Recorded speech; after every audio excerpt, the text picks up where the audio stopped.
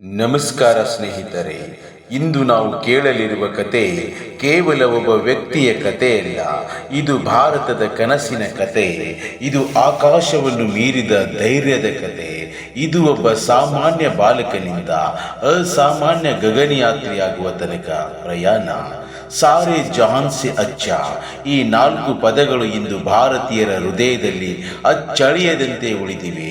ಈ ಮಾತುಗಳನ್ನು ಹೇಳಿದ ವ್ಯಕ್ತಿಯೇ ಭಾರತದ ಮೊದಲ ಗಗನಯಾತ್ರಿ ರಾಕೇಶ್ ಶರ್ಮಾ.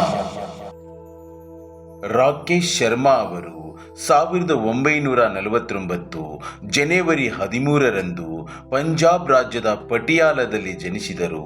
ಅವರು ಕುಟುಂಬ ಶಿಸ್ತು, ದೇಶಭಕ್ತಿ ಮತ್ತು ಮೌಲ್ಯಗಳನ್ನು ಬಹಳ ಮಹತ್ವದಿಂದ ನೋಡುವ ಕುಟುಂಬವಾಗಿತ್ತು. ಅವರ ತಂದೆ ಭಾರತೀಯ ಸೇನೆಯಲ್ಲಿ ಸೇವೆ ಸಲ್ಲಿಸಿದವರು. ಇದರಿಂದಲೇ ಬಾಲ್ಯದಲ್ಲಿಯೇ ರಾಕೇಶ್ ಶರ್ಮಾ ಅವರ ಮನಸ್ಸಿನಲ್ಲಿ ದೇಶ ಸೇನೆಯ ಕನಸು ಬಿತ್ತಲ್ಪಟ್ಟಿತು. ಬಾಲ್ಯದಲ್ಲಿಯೇ ರಾಕೇಶ್ ಶರ್ಮಾ ಆಕಾಶದಲ್ಲಿನ ವಿಮಾನಗಳನ್ನು ನೋಡುವುದನ್ನು ಬಹಳ ಇಷ್ಟಪಡುತ್ತಿದ್ದರು. ವಿಮಾನ ಹಾರುವಾಗ ಕೇಳಿಸುವ ಶಬ್ದವು ಅವರ ಮನಸ್ಸಿಗೆ ಸಂಗೀತದಂತೆ ಭಾಸವಾಗುತ್ತಿತ್ತು. ಅವರ ಬಾಲ್ಯ ಸಾಮಾನ್ಯವಾಗಿದ್ದರೂ ಅವರ ಕನಸುಗಳು ಅಸಾಮಾನ್ಯವಾಗಿದ್ದವು. ಅವರು ನಂಬಿದ್ದು ಒಂದೇ, ಶಿಸ್ತು, ಶ್ರಮ ಮತ್ತು ಧೈರ್ಯ ಇದ್ದರೆ ಯಾವುದೂ ಅಸಾಧ್ಯವಲ್ಲ. ರಾಕೇಶ್ ಶರ್ಮಾ ಅವರು ತಮ್ಮ ಪ್ರಾಥಮಿಕ ಮತ್ತು ಪ್ರೌಢ ಶಿಕ್ಷಣವನ್ನು ಹೈದರಾಬಾದಿನ ಸೈಂಟ್ ಜಾರ್ಜ್ ಗ್ರಾಮರ್ ಶಾಲೆಯಲ್ಲಿ ಪೂರ್ಣಗೊಳಿಸಿದರು. ನಂತರ ಖಡಕ್ವಾಸ್ಲಾದ ರಾಷ್ಟ್ರೀಯ ರಕ್ಷಣಾ ಅಕಾಡೆಮಿಗೆ ಸೇರ್ಪಡೆಗೊಂಡರು. ಇಲ್ಲಿ ಅವರ ಜೀವನ ಸಂಪೂರ್ಣವಾಗಿ ರೂಪಾಂತರವಾಯಿತು. ಕಠಿಣ ತರಬೇತಿ, ಅಸಾಧ್ಯವೆನಿಸುವ ಶಾರೀರಿಕ ಸವಾಲುಗಳು ಮತ್ತು ಅಗ್ನಿ ಪರೀಕ್ಷೆಯಂಥ ಪರೀಕ್ಷೆಗಳು ಅವರನ್ನು ಉಕ್ಕಿನ ಮನುಷ್ಯನಂತೆ ರೂಪಿಸಿದವು. NDA ನಂತರ ರಾಕೇಶ್ ಶರ್ಮಾ ಅವರು ಭಾರತೀಯ ವಾಯುಸೇನೆಯಲ್ಲಿ ಯುದ್ಧ ವಿಮಾನ ಪೈಲಟ್ ಆಗಿ ಸೇವೆ ಆರಂಭಿಸಿದರು. ಅವರು ಮಿಗ್ ಯುದ್ಧ ವಿಮಾನಗಳನ್ನು ಯಶಸ್ವಿಯಾಗಿ ಹಾರಿಸುವ ನಿಪುಣ ಪೈಲಟ್ ಆಗಿದ್ದರು. ಅವರ ಶಿಸ್ತು, ಶೌರ್ಯ ಮತ್ತು ತಾಂತ್ರಿಕ ಜ್ಞಾನ ಅಧಿಕಾರಿಗಳ ಗಮನ ಸೆಳೆಯಿತು. 1980ರ ದಶಕದಲ್ಲಿ ಭಾರತ ಮತ್ತು ಸೋವಿಯತ್ ಯೂನಿಯನ್ ನಡುವೆ ಅಂತರಿಕ್ಷ ಸಹಕಾರದ ಒಪ್ಪಂದವಾಯಿತು. ಈ ಯೋಜನೆಗೆ 100 ಪೈಲಟ್ಗಳ ಮಧ್ಯೆ ರಾಕೇಶ್ ಶರ್ಮಾ ಅವರನ್ನು ಆಯ್ಕೆ ಮಾಡಲಾಯಿತು.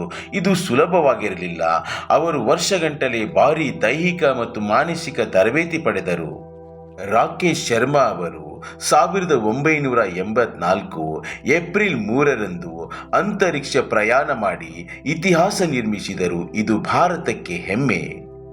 ಸುಯೆಜ್ T-11 ಎಂಬ ಅಂತರಿಕ್ಷ ನೌಕೆಯಲ್ಲಿ ರಾಕೇಶ್ ಶರ್ಮಾ ಅವರು ಅಂತರಿಕ್ಷಕ್ಕೆ ಹಾರಿದರು. ರಾಕೇಶ್ ಶರ್ಮಾ ಅವರು ಶಲೂಟ್ 7 ಅಂತರಿಕ್ಷ ಕೇಂದ್ರದಲ್ಲಿ ಸುಮಾರು 8 ದಿನಗಳ ಕಾಲ ಉಳಿದುಕೊಂಡರು. ಅಂತರಿಕ್ಷದಿಂದ ಭಾರತವನ್ನು ನೋಡಿದಾಗ ಅವರಿಂದ ಕೇಳಿಬಂದ ಮಾತುಗಳು ಇತಿಹಾಸವಾಯಿತು. ಸಾರೆ ಜಹಾನ್ ಸೆ ಅಚ್ಚಾ, ಈ ಒಂದೇ ವಾಕ್ಯ ಭಾರತದ ಆತ್ಮ ಗೌರವವನ್ನು ಆಕಾಶಕ್ಕೇರಿಸಿತು.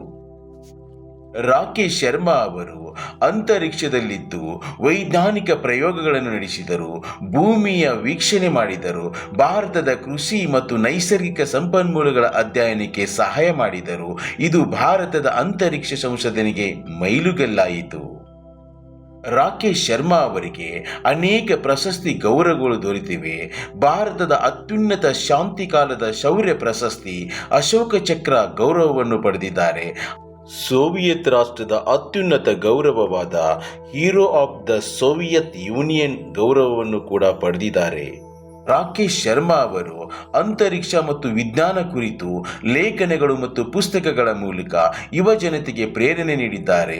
ನಂತರ ಅವರು ರಕ್ಷಣಾ ಹಾಗೂ ಅಂತರಿಕ್ಷ ಕ್ಷೇತ್ರದಲ್ಲಿ ಉನ್ನತ ಹುದ್ದೆಯಲ್ಲಿ ಸೇವೆ ಸಲ್ಲಿಸಿದರು.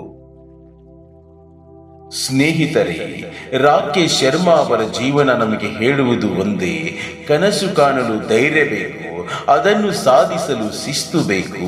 ಒಬ್ಬ ಸಾಮಾನ್ಯ ಬಾಲಕ ದೇಶಭಕ್ತಿಯ ಕನಸು ಕಂಡು ಆಕಾಶವನ್ನೇ ಮುಟ್ಟಿದ ಕಥೆಯೇ ರಾಕೇಶ್ ಶರ್ಮಾ.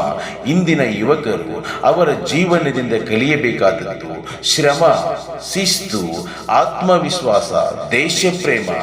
ನೀವು ನಿಮ್ಮ ಕನಸುಗಳನ್ನು ಆಕಾಶದಷ್ಟು ದೊಡ್ಡದಾಗಿ ಇಟ್ಟುಕೊಳ್ಳಿ, ಯಾಕೆಂದರೆ ಆಕಾಶವು ಒಂದು ದಿನ ನಿಮ್ಮದಾಗಬಹುದು ಅಂತ ಹೇಳ್ತಾ ಈ ವಿಡಿಯೋವನ್ನು ಇಲ್ಲಿಗೆ ಮುಗಿಸ್ತಾ ಇದ್ದೇನೆ.